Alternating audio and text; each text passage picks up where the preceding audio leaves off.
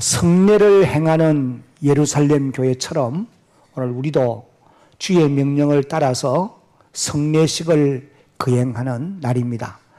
성례란 말은 글자 그대로 거룩한 예식이라는 뜻이에요.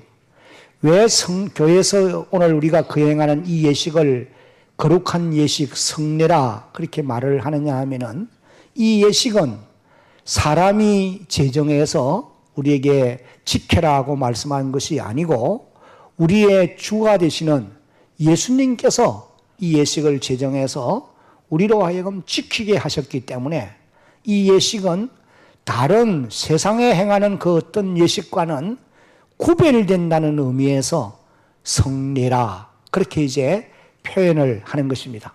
예수님이 우리에게 지키라고 가르쳐 주신 이 성례는 우리가 아는 대로 크게 두 가지예요. 하나는 세례고 다른 하나는 성찬 예식인 것입니다. 물론 그 외에도 예수님이 이제 말씀하신 이런 그 의식들이 성경에 많이 기록되어 있습니다만은, 친히 예수님이 제정해서 지키라고 명령하신 이런 예식은 이 두 가지로 요약을 할 수가 있겠습니다. 지상의 교회는 그리스도의 몸이라고 그렇게 말을 하는데, 그리스도의 몸인 교회가 예수님의 명령을 지키는 것이 마땅한 일입니다. 그래서 제일 최초의 지상교회라고 말할 수 있는 이 예루살렘 교회가 예수님의 명령을 따라서 세례식을 거행하고 성찬식을 거행하는 이런 기록을 오늘 우리가 읽은 이 본문 말씀에서 찾아볼 수가 있습니다. 41절에 보니까 조금 전에 우리가 읽었는데 41절을 다시 한번 보면은, 그 말을 받은 사람들은, 이 말은 예수님이 우리의 구주가 되신다는 이 소식을 들은 사람들은 무엇을 받으며? 세례를 받았어요. 이 사람들이 세례를 받았는데, 이날에 세례를 받은 제자의 숫자가, 신도의 수가 3,000명이나 되었더라 그렇게 기록을 하고 있습니다. 3,000명이 함께 세례를 받았단 말이에요. 너무나 많은 사람들이 이제 세례를 받은 것을 우리가 알 수가 있습니다. 이와 같이 이제 세례를 받고 바로 이어서 성찬 예식을 거행한 그런 내용도 이제 우리가 볼 수가 있는데, 42절을 보면은 이렇게 기록되어 있어요. 그들이, 여기서 말하는 이 그들은 세례를 받은 사람들, 또 거기에 세례를 베푼 사도들, 이런 사람들을 두고 하는 말씀입니다. 그들이 사도의 가르침을 받아, 하나님 말씀의 가르침을 받아요. 그리고 서로 교제를 나누어요. 그 다음에 한번 따라합시다. 떡을 떼며, 여기 이제 떡을 뗀다고 하는 말이 성찬 예식을 가르치는 말씀으로 우리가 이해를 하시면 됩니다. 세례를 받고 세례를 받은 사람들이 성찬 예식에 이제 참여해서 성찬을 나누는 이런 모습을 보여주고 있습니다. 그리고는 이제 이 사람들이 오로지 기도하는 일에 힘쓰더라 그렇게 이제 기록을 하고 있습니다. 예수님께서 이런 예식을 이제 제정하시고 땅 위에 주님이 오실 때까지 이 예식을 행하라고 그렇게 우리에게 말씀을 해 주셨어요. 그런데 왜 이런 예식을 제정하시고 오실 때까지 이런 예식을 행하라고 말씀을 하셨느냐? 예수님이 성례를 제정해 주신 목적은 이것입니다. 한 가지예요. 다 같이 이제 한번 읽어보겠습니다. 성례의 목적은, 시작, 하나님의 은혜를 받기 위함입니다. 하나님이 우리에게 은혜를 베풀어 주시기 위해서 이 예식을 제정하시고 이 예식을 통해서 은혜를 받게 하셨다는 것입니다. 물론 이제 우리가 은혜를 받는 수단이, 방편이 여러 가지가 있습니다. 하나님의 말씀을 우리가 들음으로 은혜를 받아요. 그리고 또 하나님 앞에 열심히 기도함으로 은혜를 받게 되어 있습니다. 그리고 또 우리가 하나님 앞에 찬양을 드림으로 은혜를 받게 되어 있어요. 그 외에도 헌금을 드리고 시간을 드리고 또 몸을 드리고 헌신하는 이 모든 일들을 통해서도 우리가 하나님의 은혜를 받게 되는 것입니다. 그러나 예수님께서 성례를 제정하시고 이런 성례를 통해서 하나님이 우리에게 은혜를 베풀어 주시기를 원하시고 계신다라고 하는 것입니다. 그래서 종교개혁자 칼빈 같은 사람은 이런 얘기를 했어요. 이 성례는 하나님이 우리의 연약한 신앙을 북돋아 주시기 위해서 제정한 것이다. 그런 말씀을 하신 것입니다. 우리의 신앙이 때로는 약해지고 또 믿음도 약해지고 이럴 때가 있는데 이런 예식을 통해서 우리의 믿음을 굳게 세워주시기 위해서 이 예식을 제정했다. 그런 말씀이에요. 자, 그러면은 먼저 세례를 통해서 하나님이 우리에게 베풀어 주시는 은혜가 무엇이냐? 세례를 통해서 우리가 받게 되는 은혜는 같이 이제 읽어봅니다. 시작. 예수 믿는 성도들이 외적인 정표를 가짐으로 믿음의 확신을 갖게 됩니다. 우리가 세례는 무엇이냐 하면은 우리 성도들이 예수님을 마음으로 믿어서 죄사함을 받아요. 예수님 믿었기 때문에 죄사함을 받아요. 그리고 또 거듭나게 되어 있어요. 또 하나님의 자녀가 되어지는 것입니다. 그래서 우리 안에 예수님의 생명인 새 생명이 선물로 주어지게 되어 있어요. 그리고 또 나아가서는 예수님의 죽음과 부활에 연합된 사람들이 되어진 것입니다. 이런 일들은 다 하나같이 내적으로 우리 안에서 이루어지는 그런 일들이에요.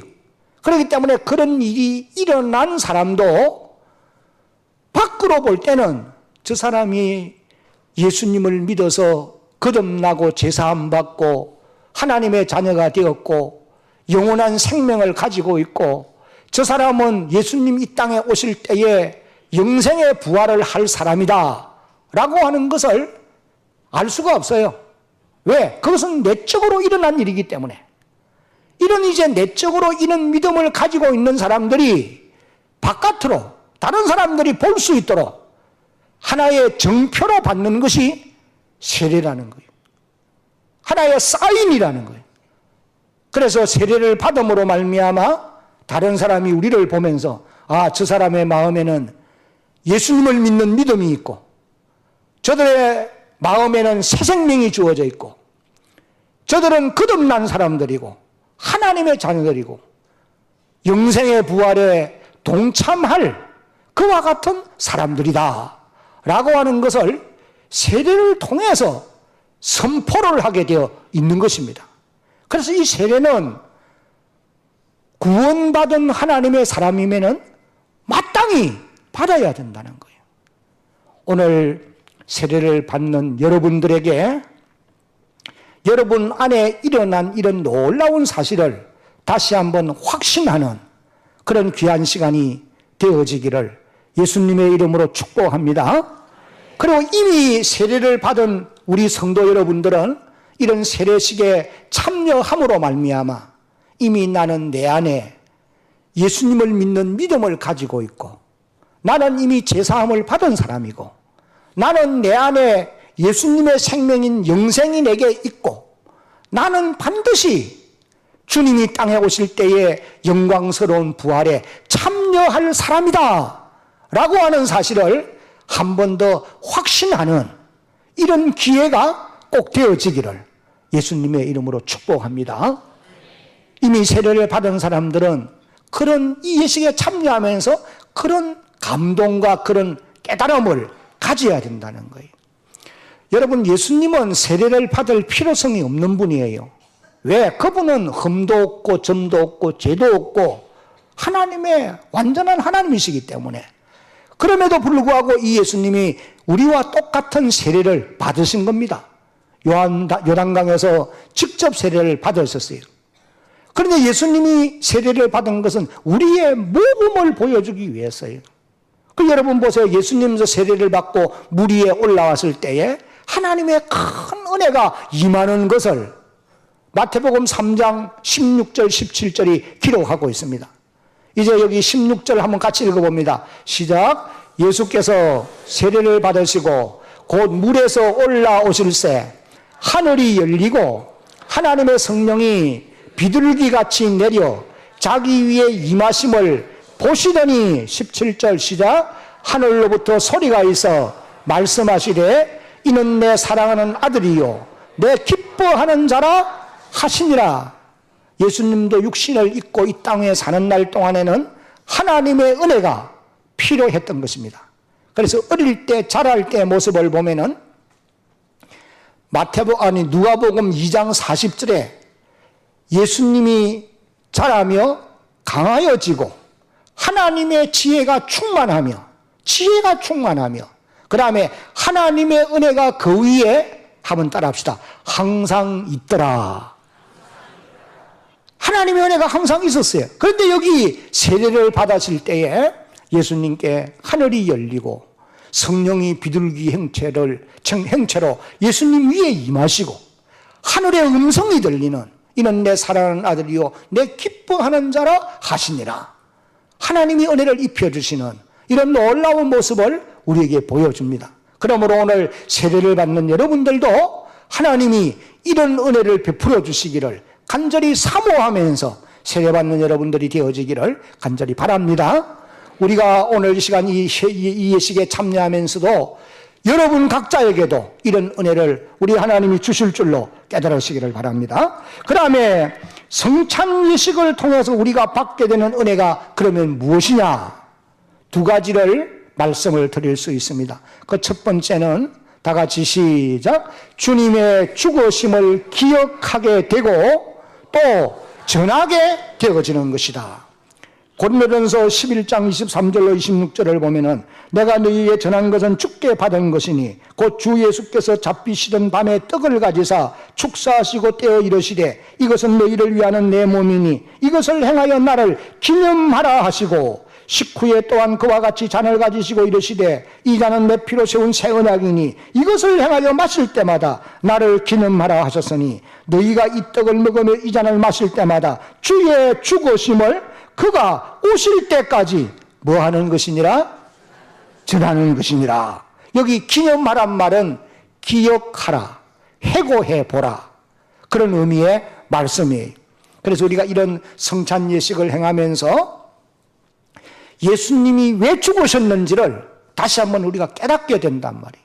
이 깨닫는 것이 하나님의 은혜예요. 그리고 이것을 깨달은 사람들은 예수님의 죽음과 부활이 가장 복음의 핵심이기 때문에 이 소식을 전하는 하나님의 사람들이 되어지는 것입니다. 그 다음에 이제 이 성찬을 통해서 우리가 또 받게 되는 은혜가 무엇이냐? 두 번째 같이 한번 읽어봅니다. 시작. 예수님이 내 안에 내가 예수 안에 있음을 확신하게 됩니다.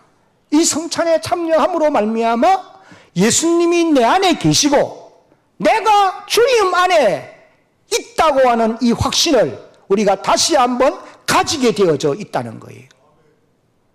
요한복음 6장 53절로 57절에 예수께서 이르시되 내가 진실로 진실로 너희에게 이르노니 인자의 살을 먹지 아니하고 인자의 피를 뭐하지 아니하면 마시지 아니하면 너희 속에 무엇이 없다?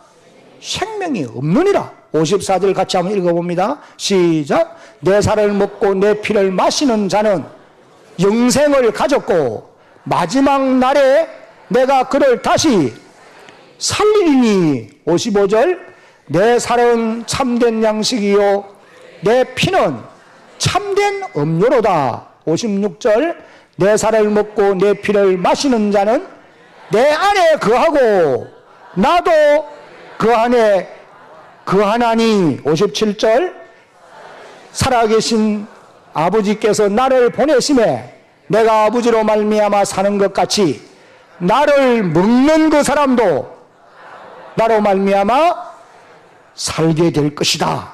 살리라. 그렇게 말씀을 하셨어요. 다 이제 앞을 보시기 바랍니다. 이 말씀을 보면은 예수님이 친히 말씀하셨어요. 누구든지 예수님의 살을 먹지 않고 예수님의 피를 마시지 아니하면 그 사람 속에는 생명이 없다. 구원 못 받는다는 말이죠. 천국에 들어갈 수 없다는 거예요. 여러분, 그러면 우리가 어떻게 예수님의 살을 먹고 예수님의 피를 직접 살을 먹고 피를 마실 수 있습니까? 예수님이 지금 여기서 하는 말씀은 비유적인 말씀이에요. 살을 먹고 피를 마신다는 말은 비유적인 말씀인데 예수님을 믿음으로 우리가 영생을 얻게 될 것을 하신 말씀이에요.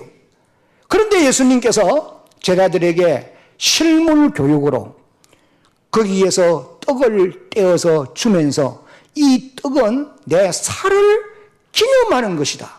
상징하는 것이다. 그래서 너희가 이 떡을 받아 먹으면서 예수님의 살을 먹는다고 생각해라는 거예요.